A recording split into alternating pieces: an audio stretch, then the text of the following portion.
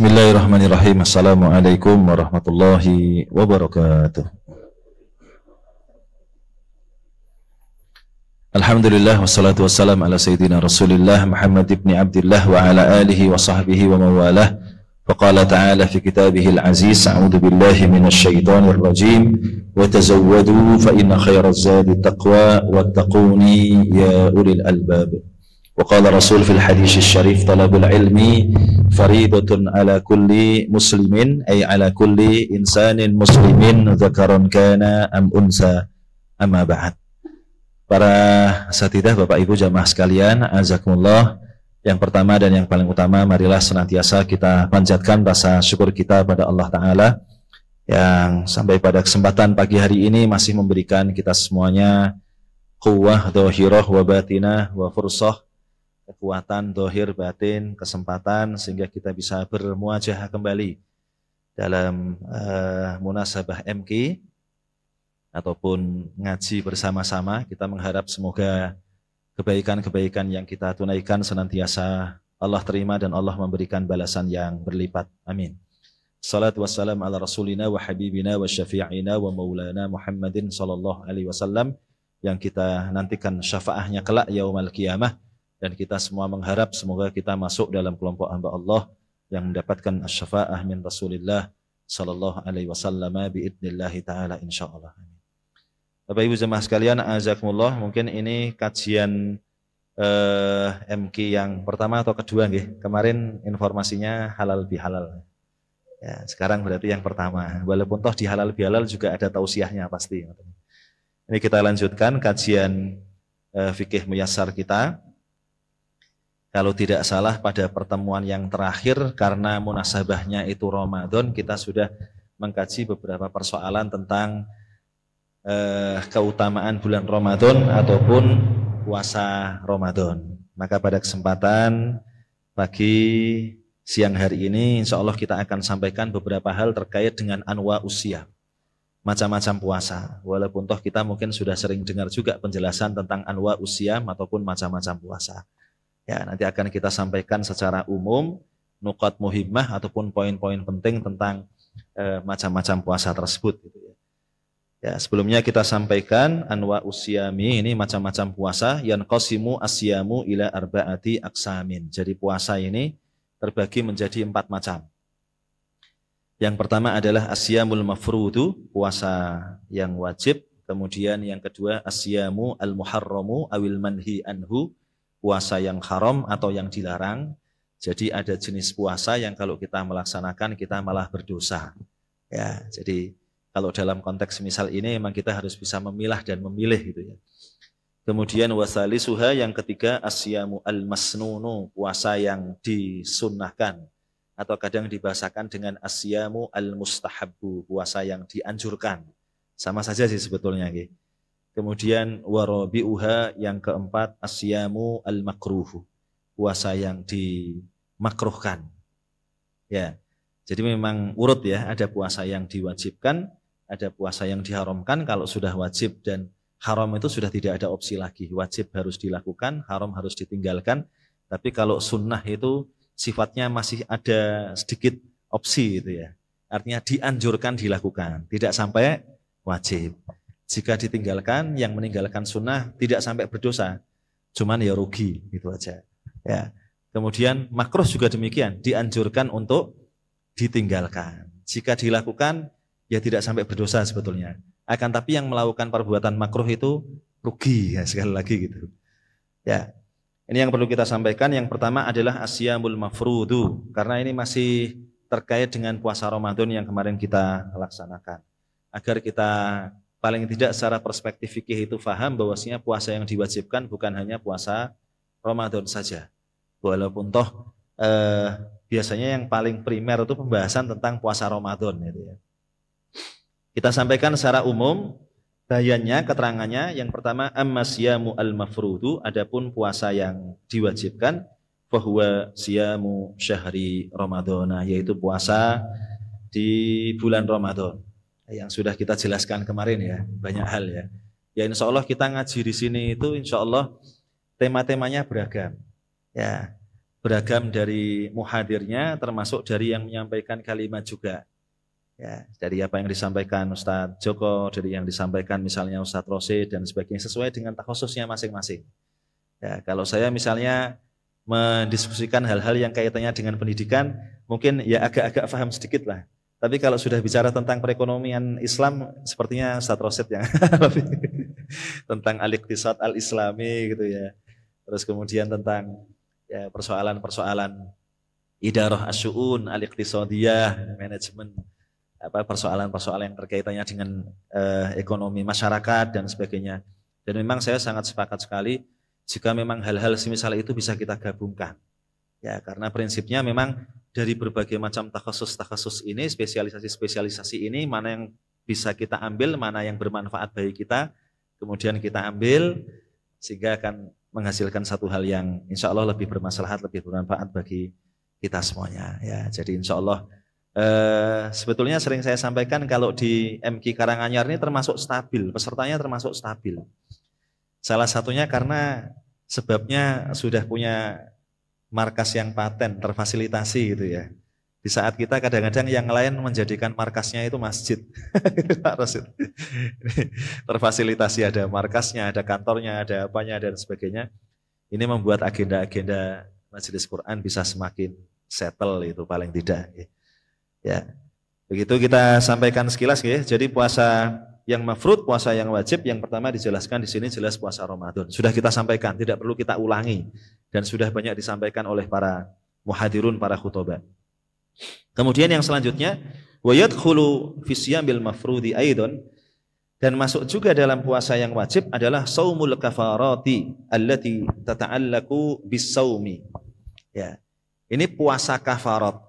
Bahasa kita paling mudah itu puasa kafarat itu puasa untuk menebus atau untuk menutup dosa. Jadi seorang melakukan pelanggaran terhadap aturan syariat, terus kemudian nanti ada kafaratnya. Ya, dijelaskan wahyallati tajibu ala man aftara fi ramadhana amidan muta'ammidan ka ayyakula au yashraba au yujami'a au yaf'ala fi'lan yujibul kafarata duna udrin syar'iyyin. Jadi ini menjelaskan tentang kafarat secara umum saja. Bapak Ibu sekalian, para satidah sekalian mungkin sering mendengar istilah kafarat karena misalnya melakukan hubungan biologis di siang hari bulan Ramadan. Kan ada kafaratnya ya. Jadi melakukan hubungan biologis bagi pasutri, pasangan suami istri di siang hari bulan Ramadan tidak dibolehkan. Maka ada kafaratnya.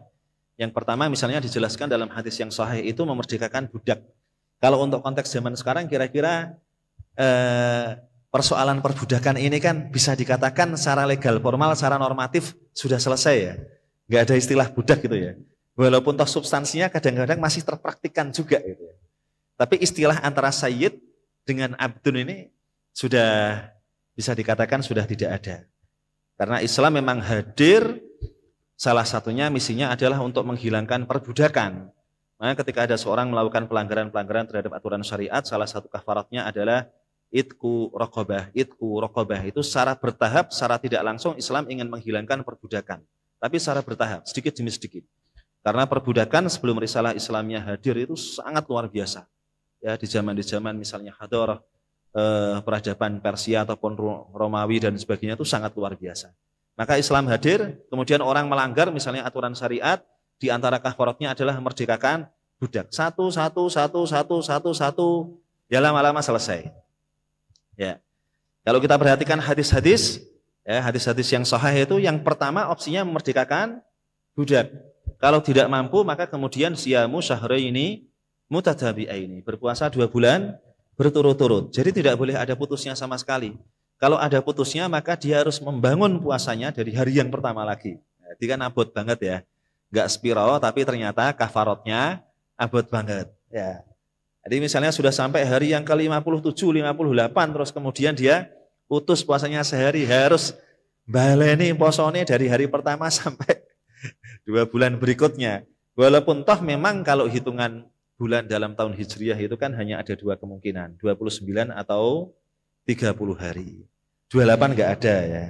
Ya lepas kemarin ada yang misalnya ngitung Ramadannya 28 dari mana rumusnya.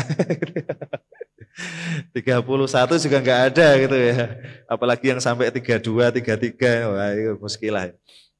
Ya, itu secara umum semisal itu nggih. Jadi kalau seandainya dia memilih opsi yang kedua puasa 2 bulan berturut-turut itu, maka berarti dia melaksanakan puasa kafarat al-jima' fi nahari Ramadan. Hubungan biologis di siang hari bulan Ramadan. Kalau seandainya tidak mampu itu, maka opsi yang ketiga adalah it'amu sittina miskinan, memberikan makan 60 orang miskin. Nah itu yang diistilahkan dengan puasa kafarat tadi nggih. Di antaranya begitu. Puasa kafarat itu termasuk yang wajib. Ya. Termasuk misalnya seorang berjanji, seorang bersumpah atas nama Allah terus kemudian dia melanggar janjinya, melanggar sumpahnya misalnya. Itu ada kafaratnya juga. Kalau dalam Al-Qur'an dijelaskan kafaratnya adalah memberikan makan 10 orang miskin ya. It'amu asyarati masakin min awsati ma tut'imuna ahlikum aw kiswatuhum. Kalau tidak bisa memberikan makan kepada 10 orang miskin, maka opsi yang kedua adalah memberikan sandang, memberikan pakaian kepada 10 orang miskin. Kita membayangkan Bapak Ibu sekalian, ada orang berjanji, ada orang bersumpah, ada orang menawarkan sesuatu yang menggiurkan begitu kira-kira ya. Apalagi atas nama Allah ya. Terus kemudian dia melanggar sumpahnya, melanggar janjinya. Nah ini pesan untuk para caleg-caleg ini. Gitu kira-kira ya. Berjanji dan sebagainya terus kemudian tidak menepati janjinya kira-kira piye gitu ya. Kalau dikaitkan dengan kajian fikih bisa kafaratul yamin itu nanti. Bisa melanggar, bisa pelanggaran terhadap sumpah. Opsi yang pertama memberikan makan 10 orang miskin. Masih tidak terlalu berat sebetulnya.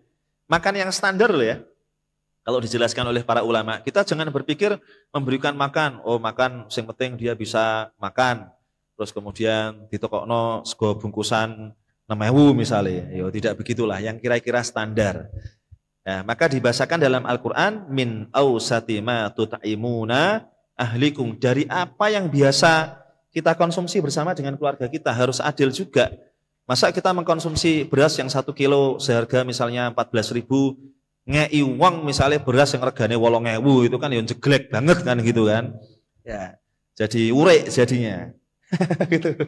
Jadinya nggak adil kalau begitu. Maka dalam Al-Qur'an langsung dibatasi ya, 10 orang miskin itu ya min awsati ma tut'imuna ahlikum. Kalau tidak bisa au kiswatuhum, atau memberikan pakaian sandang kepada mereka. Bahkan banyak ulama yang memberikan penjelasan yang dimaksudkan dengan memberikan sandang itu kita jangan memahami secara tekstual pakaian. Berarti kelambi tok, ndiwuran tok. Kira-kira sesuatu yang bisa menutup aurat dia dan bisa digunakan untuk ibadah maksimal lah, kira-kira begitu. Jadi kalau bahasa kita itu nek wong Jawa kira-kira ada orang mau sholat terus bisa berpakaian yang standar itu ya ono kupluke, ono klambine, ono sarungnya atau ada katoke, kira-kira kan begitu kan. Nek klambine tok engko sing sarung karo kupluke piye kan kira-kira begitu. Walaupun toh ini pendapat-pendapat ya, pendapat-pendapat ahli fikih maksudnya. Tapi kalau bisa dimaksimalkan semisal itu bagus. Au kiswatuhum praktiknya bagaimana? Memberikan pakaian kepada orang-orang miskin tersebut ya, yang benar-benar standar bisa digunakan untuk beribadah kira-kira begitu. Ya, itu opsi yang kedua. Opsi yang ketiga apa? Au tahriru raqabah. Ini ya tadi udah selesai, memerdekakan budak. Maka seringkali kita perhatikan kafarat-kafarat. Oke, kafarat itu tadi bahasa mudahnya adalah hal yang bisa digunakan untuk menutup dosa seseorang, untuk menghilangkan dosa seseorang, itu, membersihkan dosa seseorang karena dia melanggar aturan syariat. Kafarat itu tadi, itu biasanya ya ada itqu raqabah, merdekakan budak dan seterusnya. Karena tadi di antara spirit Islam, Islam ingin menghilangkan perbudakan secara bertahap. Ya, kira-kira kajian fikihnya begitu. Tapi memang bertahap karena perbudakan itu mengakar sangat luar biasa. Qabla maji arisalati islamiyah, sebelum hadir risalah Islam. Maka dihilangkannya memang harus bertahap. Ya, kafarat begitu. Walaupun toh banyak kafarat yang bersifat mukhayyar. Mukhayyar niku bersifat opsional. Ya kayak sumpah ini tadi, kalau tidak bisa ngasih 10 orang miskin makanan, maka ngasih sandang pada mereka. Kalau tidak bisa, memerdekakan budak. Kalau enggak bisa, baru faman lam yajid fasiyamu salasati ayyamin dzalika kafaratu aymanikum idza halaftum. Kalau kau tidak bisa semuanya, opsi 1 sampai yang ketiga tadi, Maka kemudian dianjurkan untuk diperintahkan untuk berpuasa. Berapa hari? 3 hari. 3 hari kan tidak berat sebetulnya. Itulah kafarat aiman kalian, janji-janji kalian, sumpah-sumpah kalian. Idza halaftum, jika kalian bersumpah ataupun berjanji. Ini kalau kita tarik kajian fikih kontemporer, kira-kira tadi saya sampaikan bisa dikaitkan dengan misalnya caleg-caleg dan sebagainya yang berjanji, yang bersumpah dan sebagainya, terus meleto kira-kira begitu.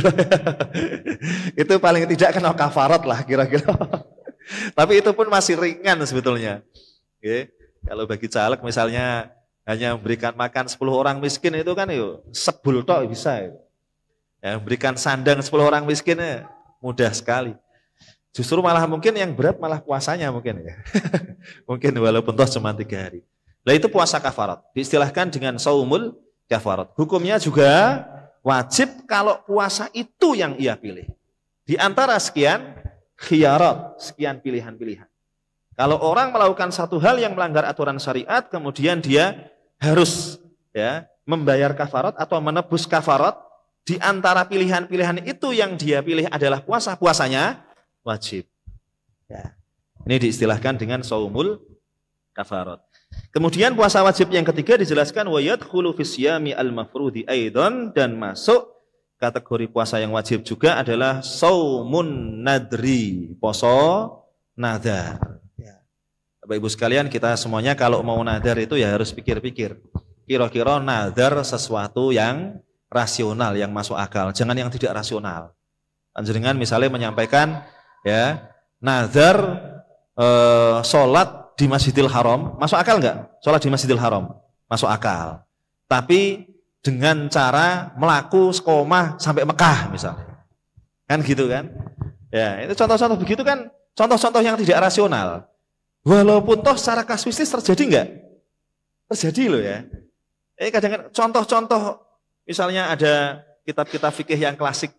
Itu kadang-kadang kalau kita pikir, wah ini aduh ini. Ihtimalnya kemungkinannya jauh. Walaupun toh mungkin terjadi. Walaupun toh kemungkinan terjadinya 0, sekian %. Lah ketika terjadi, itu ya kasuistis berarti. Yang paling baru kemarin misalnya ada suami istri yang mau haji pakai sepeda itu. Sepeda boncengan itu. Ditaksir kira-kira perjalanannya 7 sampai 8 bulan. Ya apa?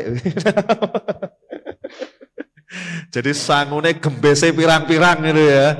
Ya luar biasa itu. Ya. Ya walaupun toh semisal ini niatnya bagus ya, Tapi memang perlu satu hal itu perlu ditakar-takar. Karena ketika seorang sudah nadar kemudian dia tidak bisa memenuhi nadarnya, maka nanti akan muncul juga kafarat juga. Ya. Orang misalnya menyampaikan begini, ya, saya akan puasa Senin Kemis di Mekah. Itu kan logis bisa jadi ya. Ya. Perjalanan dari rumah ke Mekah melaku misalnya gitu.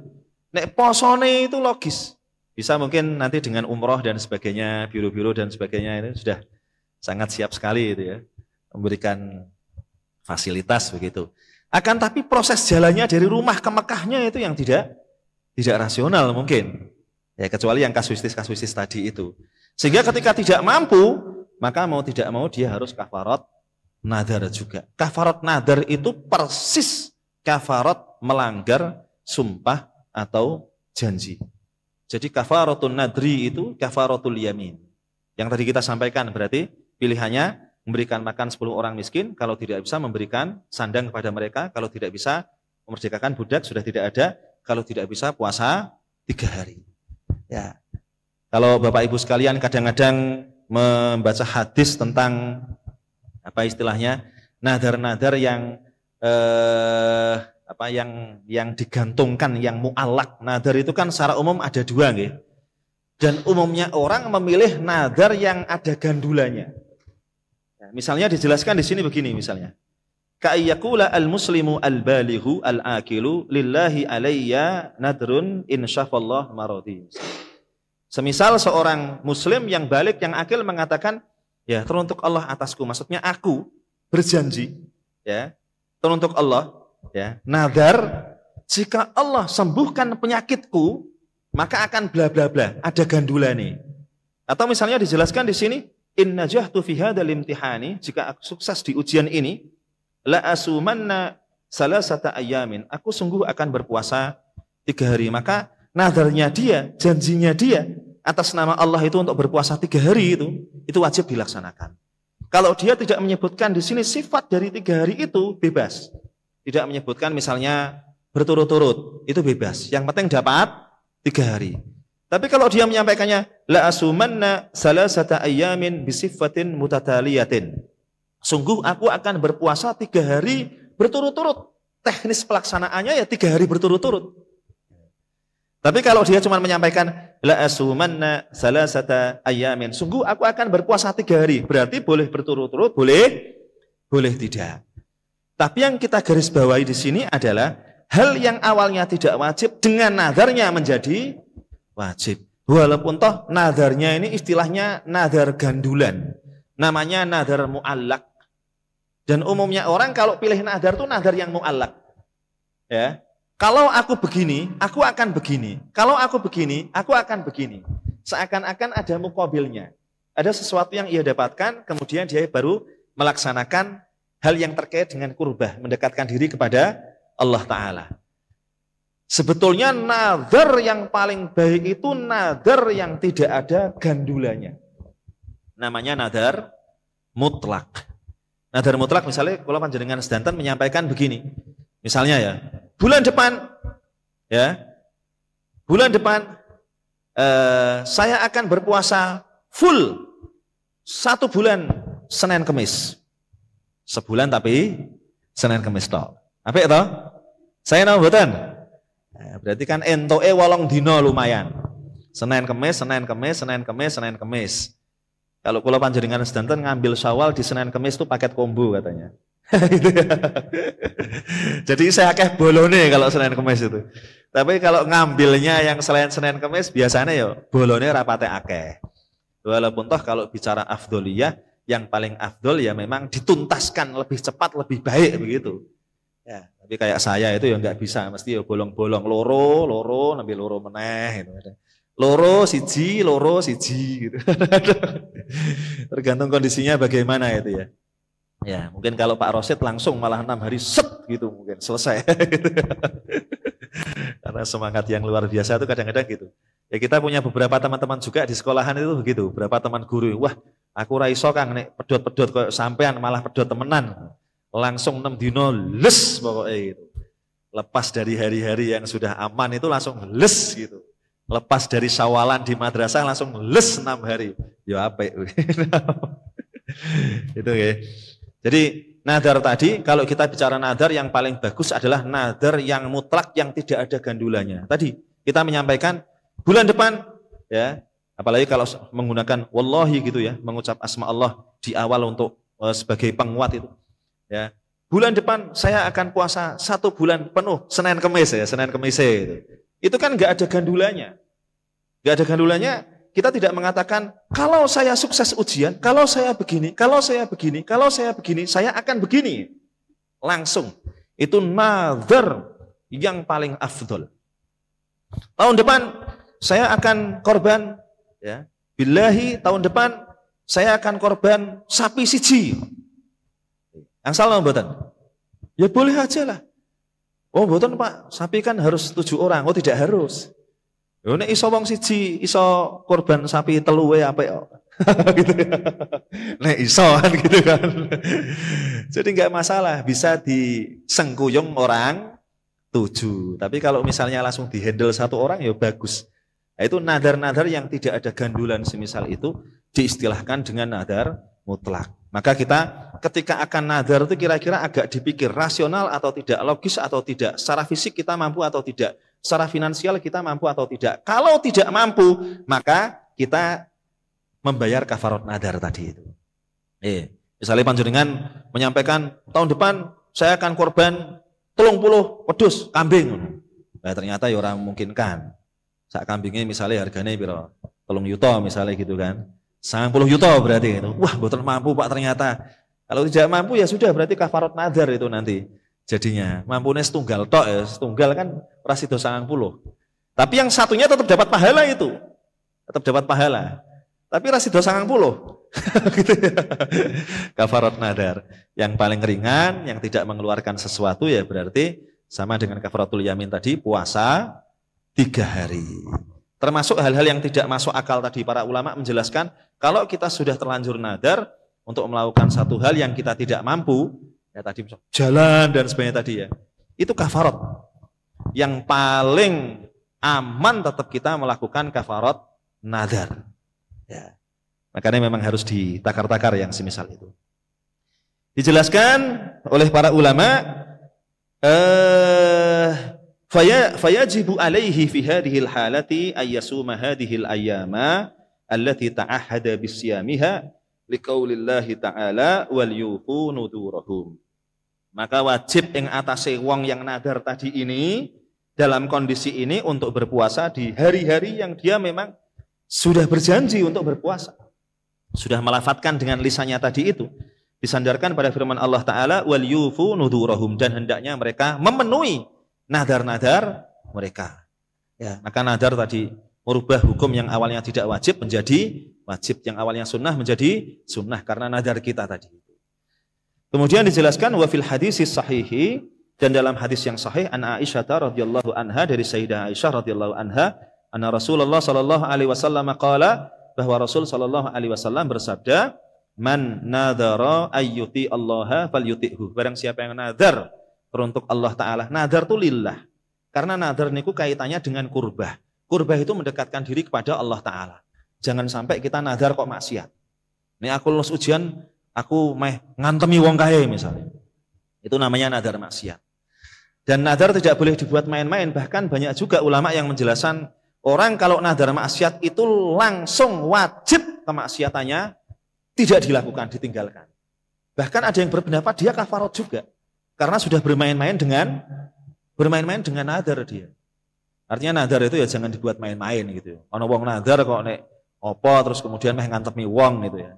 Mau ngambil barangnya wong, meh mabuk-mabukan misalnya. Nek aku lulus ujian, aku meh mabuk misalnya. Kalau sekarang sudah nggak ada sekarang.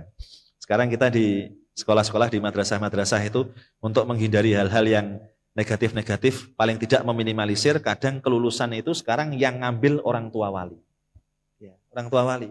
Karena kadang-kadang kalau yang ngambil anak-anak, ono sing merusut-merusut, melese-melese yang nggak jelas gitu juga kadang-kadang gitu. Padahal namanya kelulusan sekarang itu kan biasa aja.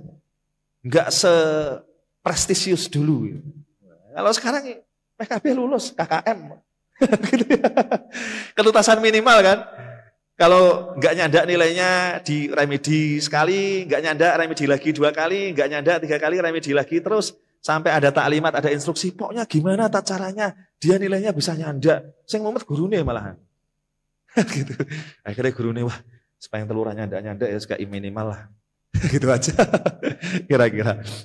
Ya walaupun toh tidak. Biasanya kalau sudah 3 kali biasanya terus nyandak di nilai yang minimal.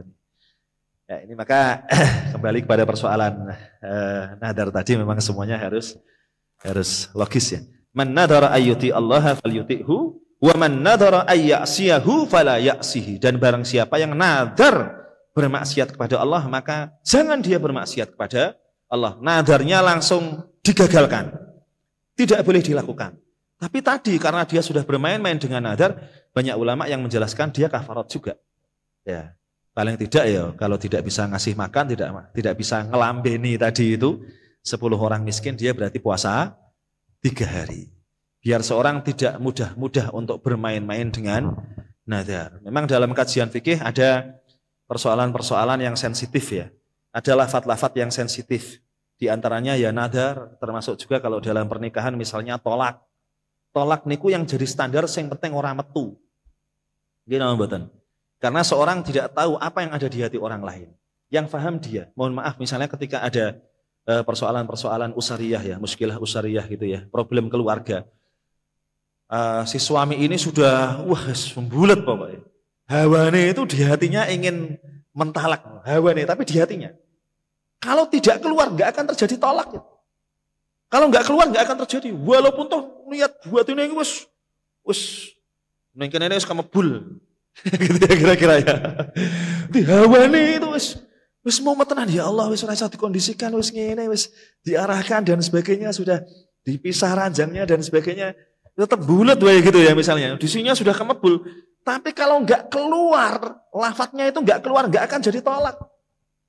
Itu diantara beberapa standarisasi niat yang dieksepsikan dalam Islam, memang pertimbangan kemanusiaan. Tolak itu pertimbangannya kemanusiaan. Tolak itu dipersulit. Kalau rujuk digampang-gampang. Luar biasa. Tolak niku walaupun toh orang punya standar niat kan apa yang ada dalam hati sebetulnya nggih. Kalau dalam konteks ibadah misalnya kayak sholat dan sebagainya, ibadah yang mahdoh. Tapi kalau tolak tidak. Tolak niku ada orang wis niat ning kene, tapi enggak metu, enggak terucap ungkapan anti tolik, anti mutallaqah misalnya. Anti tolik, anti tolik, anti tolik. Enggak keluar itu enggak akan jadi tolak. Nek rujuk itu dipermudah. Suami istri misalnya sudah furqah tapi masih dalam masa iddah begitu ya. 3 kuruk itu kan dawa. Wong 3 kali sucian atau 3 kali haid. Berarti kira-kira meh 3 wulan. Oke. Kok ada orang 3 bulan sampai iso bertahan neng-nengan itu kan jane nemen jane. Nggih napa mboten? Ketika terjadi tolak raj'i, ini malah jadi tolak ya enggak apa-apa lah kesini sedikit ya. Tolak raj'i, tolak 1, tolak 2, sebelum tolak yang bain ya. Itu kan ada masa iddah kan. Masa iddahnya pinten? Wal mutallaqatu yatarabbasna bi anfusihinna thalathata quru. 3 quru. 3 quru itu sebagian memberikan penjelasan 3 kali haid, sebagian 3 kali suci. Masa haid wanita kalau ngitungnya istiqra'nya Imam Syafi'i dulu maksimal niku 15 dino. Kalau 15 hari berarti 15 ya, hari suci 1. Haid kedua suci 2. Haid ketiga suci 3. Masuk haid yang keempat masa iddahnya habis. Niku berarti kan kira-kira meh 3 wulan. Kalau selama hampir 3 bulan itu suami istri neng-nengan itu kan yo nemen sakjane. Luar biasa gitu loh maksudnya. Gitu kan? Wong rong dino wae kadang-kadang hawane srada mumet gitu kan. Walaupun kadang-kadang muncul gengsi siapa yang mau memulai itu harus dikalahkan memang. Ya wajar semua terjadi. Saya juga kadang-kadang terjadi semisal itu tuh wajar. Memang ketika ada persoalan harus ada salah satu yang diam. Cuma nek neng-nengan sampai 3 dino ya kadang-kadang waktunya lama.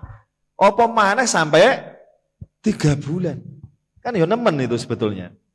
Ya. Tapi tadi ketika masih dalam masa iddah tadi itu suami istri ngobrol tak itu loh. Ya api-apian ngene makan bareng. Jadi rujuk itu. Ya apalagi kalau berdekatan terus melakukan hubungan biologis sudah langsung jadi rujuk itu. Rujuknya dipermudah, tolaknya sebetulnya diperangel. Di sini sudah ada niatan, enggak keweton, enggak terucap ungkapan anti tolik, enggak akan jadi tolak. Itu sisi insaniah humanisme yang luar biasa dalam Islam itu. Ya, sampai tolakmu gara-gara apa? Padahal nadar ya. Jangan sampai padahal nadar maksiat tadi macam-macam ke sana-sana dan seterusnya. Ya, intinya begitu. Jadi sebisa mungkin kita ketika akan melafatkan lafat-lafat yang terkait dengan nadar, lafat sensitif ya. Lafat sensitif itu diantaranya nadar, terus kemudian tolak itu memang harus hati-hati. Ya, sehingga semuanya akan baik-baik saja kira-kira begitu. Wal khulasatu, rangkumannya, ringkasannya, an-nasyama al-mafrudo, bahwasanya puasa yang wajib yanqasimu ila salasati aqsamin, terbagi menjadi 3 macam. Saumi Ramadhana, puasa Ramadan, wa saumil kafarati, puasa kafarat tadi niku untuk menebus dosa karena kita melakukan pelanggaran terhadap aturan syariat, wa saumin nudhuri, dan puasa nadar. Jadi ini untuk menegaskan bahwa puasa wajib itu bukan hanya puasa Ramadan tok. Ya, masih 10 menit masih kuat nggih? 10 menit ke depan. Undangan jagongnya insya Allah jam 9:30. Ya, nanti saya jam 10:04 juga ada undangan, insya Allah. Ya, kemudian kita lanjutkan sedikit. Selesai yang puasa wajib. Ini karena memang ringkas. Syekh Tontowi itu membuat kitab ini memang kitab ringkas Al-Fiqh Al-Muyassar. Ya, sebagai patokan secara umum. Kalau Bapak Ibu sekalian ingin mengkaji yang lebih dalam ya silahkan nanti ke referensi-referensi yang menjelaskan hal-hal ini lebih detail. Gitu. Yang kedua, asyamu al-muharramu awil manhi anhu. Jadi puasa yang diharamkan atau yang dilarang. Jadi puasa yang kalau kita laksanakan kita malah berdosa. Dijelaskan naha an-nabi sallallahu alaihi wasallam atba'ahu, Rasul sallallahu alaihi wasallam melarang para pengikutnya termasuk kita an siyami ayamin muayyanatin, untuk berpuasa di hari-hari tertentu. Ya, di antaranya hari-hari tertentu itu kita sampaikan yang pertama ya siyamu ayyamit tasyriki wa minha siyamu ayyami at-tasyriki, puasa di hari-hari tasyrik yang insya Allah sebentar lagi akan kita jumpai. Kan buatan keraos nih. Ramadan sudah selesai, Syawal sekarang sudah tanggal 20-an ke atas, selesai Syawal, Dzulqa'dah, Dzulqa'dah, Dzulhijjah, tanggal 10 bodo meneh. Enggak terasa memang, hari-hari begitu. Ya, hari-hari semacam itu. Ini untuk menunjukkan bahwasanya umur yang kita jalani di dunia ini memang sangat-sangat terbatas. Maka sebisa mungkin dimanfaatkan yang maksimal untuk hal-hal yang positif, yang bermaslahat lah. Bahkan kalau dalam salah satu hadis dijelaskan umurnya umat Muhammad sallallahu alaihi wasallam itu yatarawah ma baina sittin wa sab'ina sanah, antara 60 sampai 70 tahun. Yang melebihi itu tidak banyak. Yang melebihi itu tidak banyak. Ya, taksirannya semisal itulah. Karena memang manusia semakin kesini itu biasanya memang umurnya semakin pendek. Kalau nabi-nabi yang dahulu dawa-dawa. Makanya Nabi Nuh itu umurnya meh 1000 tahun. Dawa mboten 1000 tahun. Boten nggih. Jadi umur berapapun itu akan terasa pendek ketika malaikat maut akan mengambil nyawa. Itu dijelaskan oleh para ulama begitu. Berapapun umur seorang, ada yang 150 tahun, ada yang 200 tahun, ada yang ketika malaikat maut sudah akan mencabut ataupun mengambil nyawanya, itu dia akan merasakan hidup di dunia itu sangat singkat sekali. Maka yang paling penting yang disiapkan tuh zatnya, bekalnya, ya, bekal untuk menghadapi yang khairu wa abqa, itu yang lebih baik dan lebih kekal. Ya, kita sampaikan di sini siam ayyami tasriki wa hiya salah satu ayamin ba'da yaumi Idul Adha, yaitu 3 hari setelah hari Idul Adha. Idul Adha niku tanggal pinten? 10 Dzulhijjah. Kalau orang yang di sana melaksanakan ibadah haji itu tanggal 10 Dzulhijjah, pas mereka membalang jumroh kubro, jumroh Aqabah. Bapak Ibu sekalian, urutan-urutan manasik ibadah haji itu, kalau pingin apal cepat, ya haji, langsung apal secara alamiah, langsung apal secara otomatis. Tapi nggih sakniki antrian haji itu kalau Jawa Tengah sudah sampai 29-30 tahun kalau nggak salah, yang reguler. Nek kepingin cepet yo sing plusnya telu, plus, ora plus tok si tok, plusnya telu. Ono rupa ono rego. Kira-kira begitu. Karena fasilitasnya juga berbeda itu ya. Ya, wajar-wajar saja. Yang penting dapat visa bisa melaksanakan ibadah haji. Kalau mampu secara finansial. Karena memang istita'ah. Walillahi 'alan nasi hijjul bait man istata'a ilaihi sabila. Harus ada istita'ah jismiyah fisik, istita'ah maliyah finansial. Satu lagi yang dilupakan ini kadang-kadang. Jangan hanya ada 2 itu. Kadang-kadang cuma disimpulkan 2. Jismiyah sama maliyah saja. Padahal ada 1 yang paling urgen sebetulnya. Dan ini sering ditinggalkan. Ada istita'ah jismiyah atau jasadiyah, fisik. Ada istita'ah maliyah, finansial. 1 lagi. Istita'ah ilmiyah atau fikriyah. Kaitannya dengan ilmu. Makanya nek enten wong haji biasanya kemudian manasikan. Niku kaitannya dengan istita'ah ilmiah tadi. Biar terap. Kita bisa mengikuti apa yang disampaikan Rasulullah, khudu anni manasikakum, ambillah dariku manasik-manasik kalian. Kalau kita haji, kalau kita umrah, ya mencontoh apa yang dilakukan oleh Rasulullah Sallallahu Alaihi Wasallam. Ya, kita lanjutkan.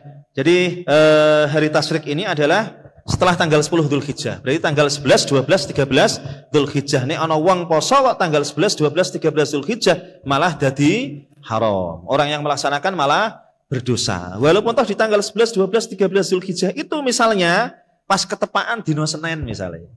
Pas ketepaan dino Kemis misalnya. Itu yang kita menangkan sisi yang ini.